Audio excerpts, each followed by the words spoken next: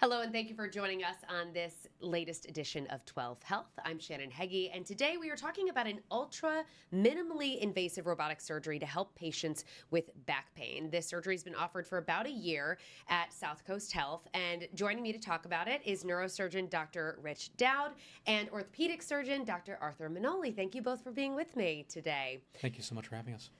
So let's first start, because you hear back pain, and I think we all know somebody or have experienced back pain ourselves. And I wanted to know how many people do. So I looked up some stats from the National Institutes of Health. Back pain is the leading cause of morbidity and disability in the U.S. Up to 80% of people are estimated to experience low back pain at some point in their life. And 30 million Americans receive medical treatment for a spine problem each year. So that tells us just how many people are living with back pain, trying to find a solution for back pain. So it gives you an idea of why surgeries like this are needed. So I know we're talking about an endoscopic surgery. For people who don't know what that is, let's start at the basics. What is endoscopic surgery? Sure. So the way I explain it to people is it's a camera on a stick. And so it's a very, very small incision, and it's a camera that we can put through that to get to exactly where we're going. And once we do, we can do the surgery through the actual camera. So the instruments can fit through the camera. So it's the smallest way I can access the spine, and Dr. Manoli can access joints and stuff like that.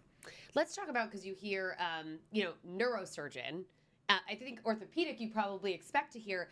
How do your teams work together to do this? And why are we talking about brains when we're talking about backs? Can you kind of give us the minutia of all of that? Do you want to take this one? You want me to?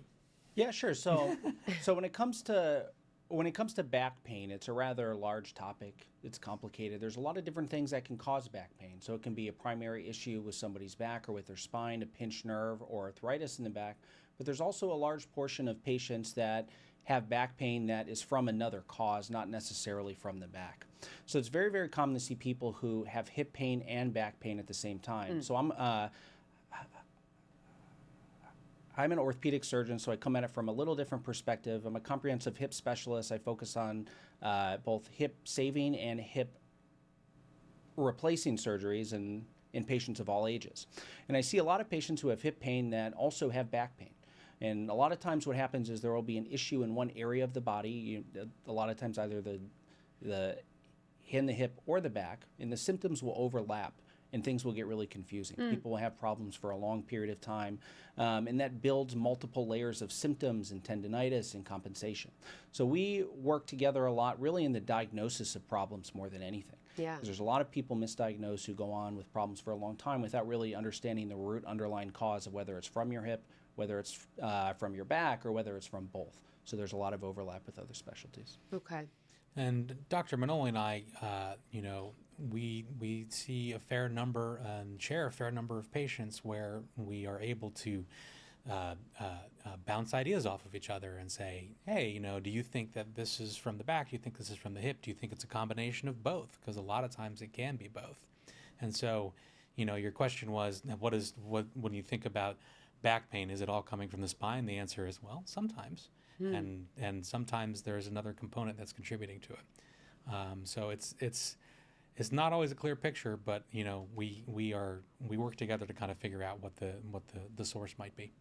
Now, when I asked, how long have you been offering this surgery, I know I heard back saying that there's not like one technique. There are a number of different techniques, and those keep evolving. Can you take us through some of what that involves? So when you're talking about diagnosis, how different is your approach for each patient depending on what that diagnosis is? Dr. Manoli, you want to take that one? Yeah, sure. So I think the main thing I'm trying to do is really localize problems to the spine or to things outside of the spine. Like I said, there's a lot of compensation for different problems. One of the main diagnostic tools that I use, we use a lot of imaging, and we have some pretty advanced imaging protocols at Southcoast, but we also do a lot of diagnostic injections. And this is probably the cornerstone of our non-surgical management, which I think the bulk of people can be treated who have back pain and other problems are treated non-operatively. But we do a lot of diagnostic injections. So suspect a problem is from a certain area, we're pretty aggressive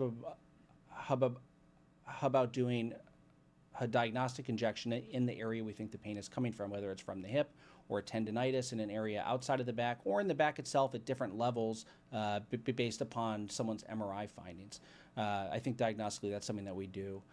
That's very helpful in trying to make sure that people have appropriate treatments for the right problem. Gotcha. So when we talk about endoscopic, I'll get it right, and there's the camera, kind of take us through what you do when you do go in and perform this surgery.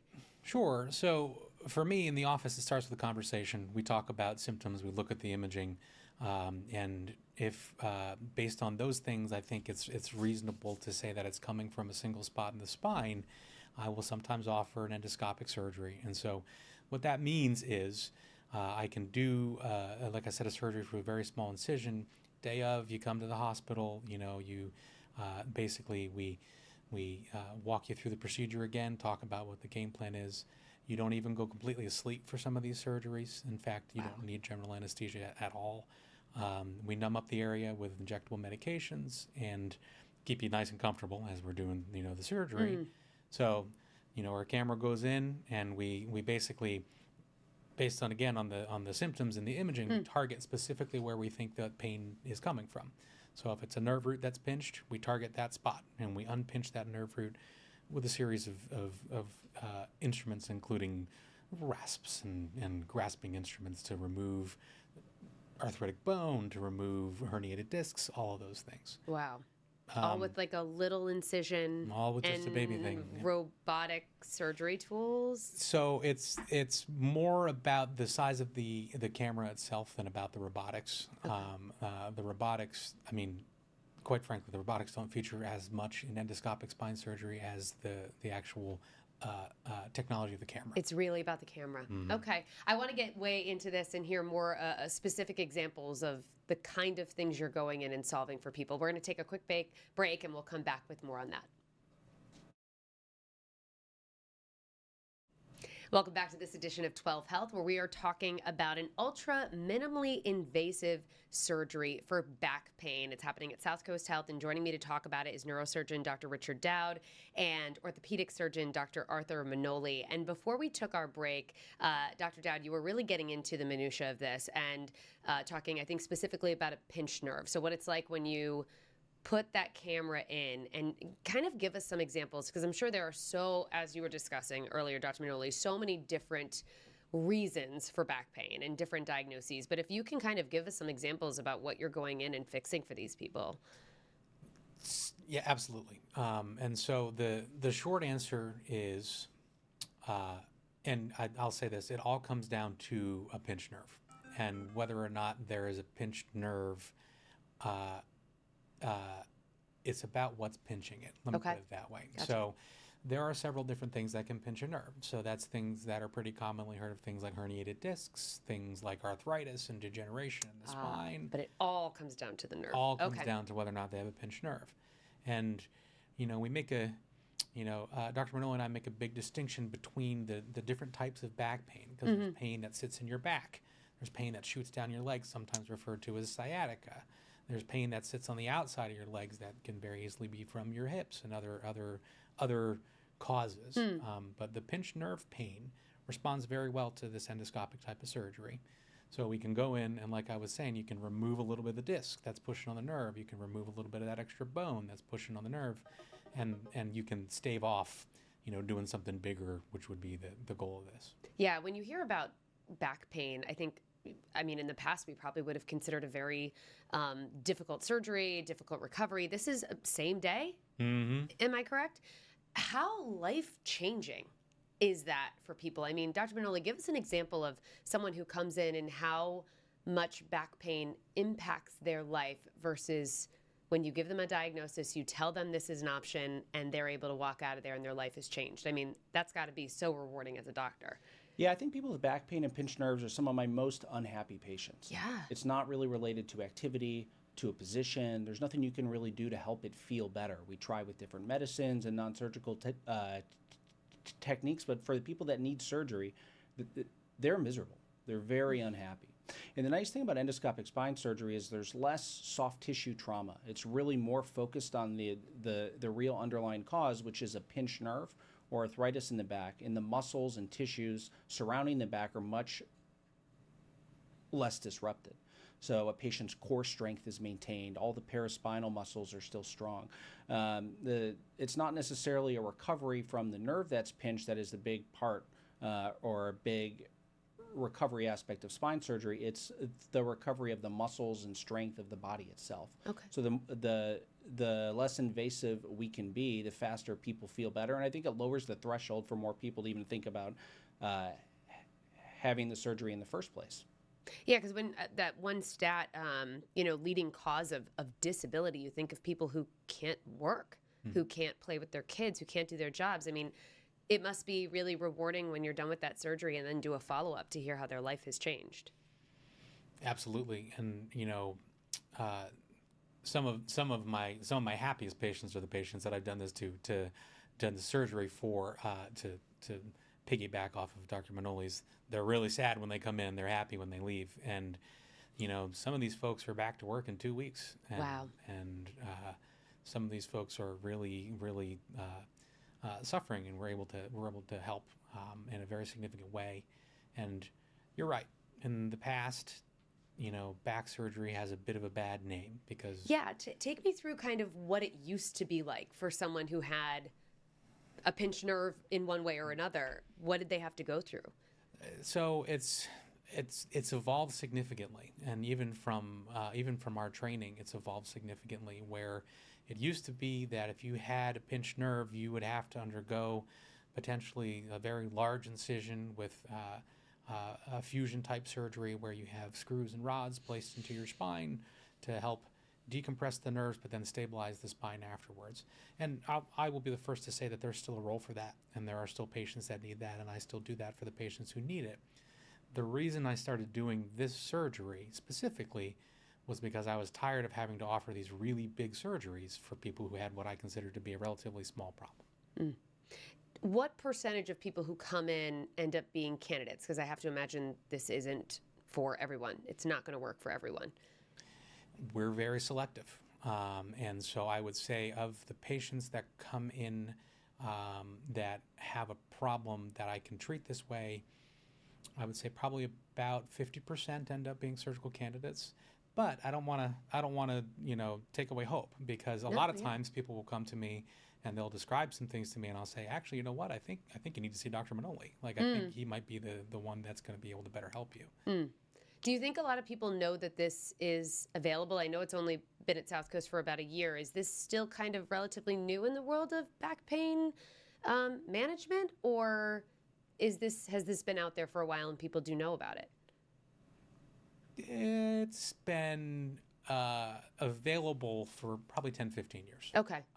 It is. But I know here in Rhode Island, we recently did a story about another procedure, and it just came here, even though it was approved by, the CDC years and years ago. So it's kind of a matter of when it becomes available locally too, right? And you're hitting the nail on the head there. Okay. That it's been a little bit more widely adopted in the broader world. The United States has not been quite as quick to pick up on it.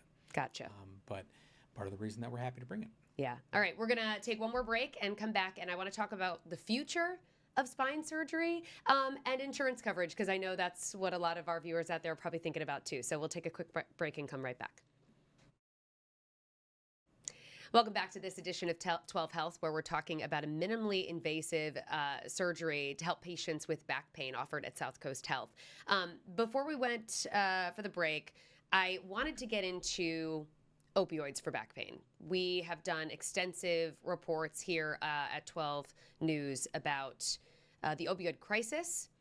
And I know from research that I've done, a lot of the people prescribed opioids have chronic back pain. Is this surgery another great, response to this surgery is the fact that these people don't have to be on opioids anymore? Yeah. So I would go so far as to say this gives people another option. Yeah. And a lot of people who have chronic back pain, unfortunately, are on opiates. And there was a study whose name escapes me right now, but it actually compared roughly 100 patients on opiates to roughly 100 patients not on opiates, asked them to rate their scale on pain scale on scale of 1 to 10, and it found that both groups reported the same number. So what Wow. that should tell you is that opiates don't actually treat pain; they just kind of make you forget, and that's not really a way to live. Right, and we know how awful the crisis is, especially in Massachusetts. That must be hard to see patients come in, not only, like you described, sad and depressed, but maybe also dealing with opioid addiction because of this. Yeah, I think it's common to see patients in our offices who are on opioids and have been for many years. But I think in a lot of ways too, it is an opportunity to use new technology to have a better understanding of what their problems are, to try to look for reasons why they're on opioids. What are the pain generators? And a lot of times when people are on opioids for a long period of time, people start to overlook some of their actual real problems that they have. And I think there's a large number of people that I've seen who are on opioids that have problems that we can solve and help them either switch to a lower dose of opioids, and I've had a fair number of patients stop them altogether. Wow. So it was kind of more of a finding a better way to diagnose it. Because is that something that the camera can do too? You can really get in there and see what's going on versus not being able to do that in the past? So the short answer is yes and no. And I've been giving a lot of short answers on that. But the surgery that we do with the scope is so targeted that it's hard to take a look around. And so when we're in there, we are focused on what we believe the pain generator to be. And so that's why a lot of this work begins before we even talk about doing a surgery. And Dr. Manoli used the correct word. We're trying to find the pain generator. Why are you hurting? That's the key. And if it's an endoscopic spine surgery because of a pinched nerve that can fix it, then and help you get off some of the opiates, then great. But that kind of investigation definitely takes place even before the operating room. Gotcha. Dr. Manoli, how fast is the approach to back pain surgically changing? We have this now. You must be excited about what's in the future, and I know, medicine is constantly evolving. What do you see as kind of the next big thing? Yeah, I think in terms of spine surgery, there's really a lot that is changing. But I think with endoscopic spine surgery, I think that is really the biggest change that I've seen in terms of increasing the number of people that are candidates for surgery and being able to have surgery with less invasive, essentially less invasive insults to their body. Okay. And what about as far as what is causing a lot of this? Do we know, like when you have a patient come in with back pain, is it usually an injury? Is it? Life is a degenerative process. Uh-huh. And so that is a terrible statement. I'm sorry. As someone who just turned 40 yesterday. That's not what I want to hear.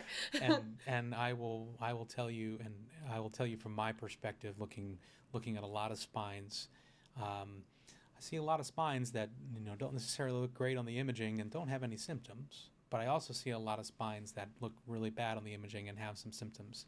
And so it's picking out the spots that are actually important that are causing it. It's not something you did wrong. Most of my patients are not someone that fell down a staircase and have a fracture or something like that.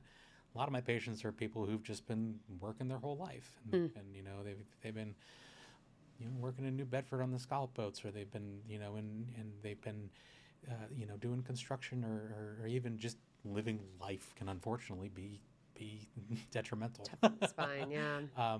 Which you're right, it sounds depressing. But I'm sure they're all ages too. You're not just getting people who've worked for a long time and now are feeling the effects of it. We talk about the ripple effects. We were talking about opioids, things like that. But when you talk about disability, how many people out there can't work, can't get to the store, and that ends up affecting society as a whole. So this surgery probably has a ripple effect in that area as well? I'd like to think so. So a reason to keep going. What have you learned, and what do you keep changing about your approach as this goes? So I am working to expand beyond just low back pain to mid back pain and neck pain. So basically everywhere there's a spine bone. Huh? Again, it's a little bit about the team building thing, about having colleagues in the orthopedic surgery department that can help when we get, anybody who comes into Southcoast Health is able to see anyone who can tackle back pain from a different perspective and be able to get you into the right spot. That's kind of the idea. That sounds like a really important part about medicine in general, is being able to combine different medical specialties, I guess is the word. I feel like that hasn't always been the case. Is this like kind of a new approach to talk with people on the other side of the aisle?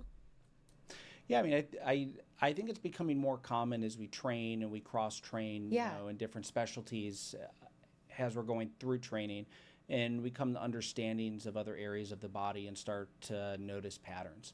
I've also noticed there are a lot of people at really young ages that have an MRI of their back that shows a lot of things on imaging that are wrong with it, but may or may not have a lot of symptoms. And then as you start to piece things together, I think I've realized a lot of the younger people that do have more pain also have issues in other areas of their body, and they all interplay on each other. Like we said, the people who have MRIs that show a lot of arthritis in their back but don't have a lot of symptoms, they usually have a lot of movement in their hips and mobility and good muscle strength and are well balanced. But a lot of people that do have a lot of symptoms have other areas that I can find that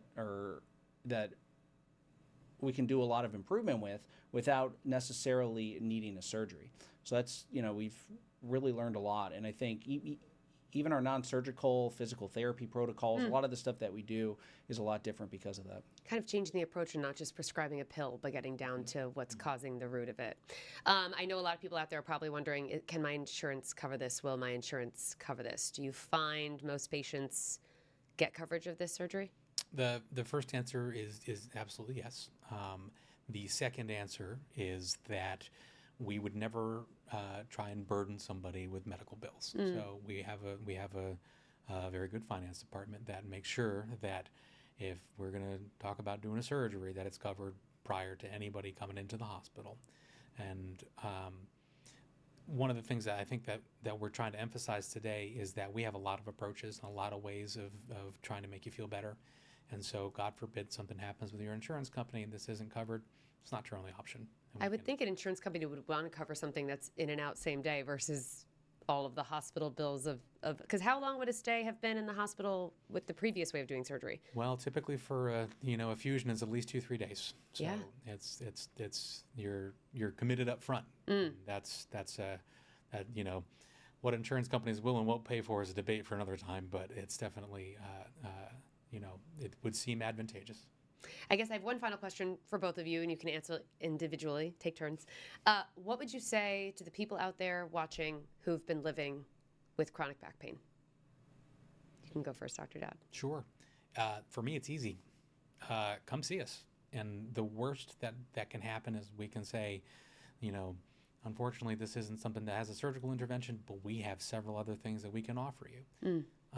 And so what I tell pretty much anyone, even when I meet them on the street, is it all starts with a conversation. And at the end of the day, we can always try and find a way to make you feel better.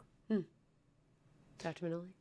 Yeah, I think the main thing I would say is it's important to understand the problem, have the right diagnosis, and have a plan for what to do if things get worse. So a lot of people will have pain, and if you come to see us, it doesn't necessarily mean we're going to have surgery, but we'll talk about the options. We'll understand you have back pain and hip arthritis. If we needed to do something surgically, what order would make sense? What should we do first? What should we do second? What's an easier problem to tackle, and what's maybe a more involved problem with larger recovery that doesn't make a lot of sense right now for you. And we can build a plan without necessarily having to execute the plan. So if things get worse, then it's a much simpler solve for the patient. Well, I want to thank you both for being here. I hope that this can be life-changing for some of you watching out there. Again, this is a surgery being done at Southcoast Health. Dr. Dowd and Dr. Manoli, thank you for being with us for this edition of 12 Health.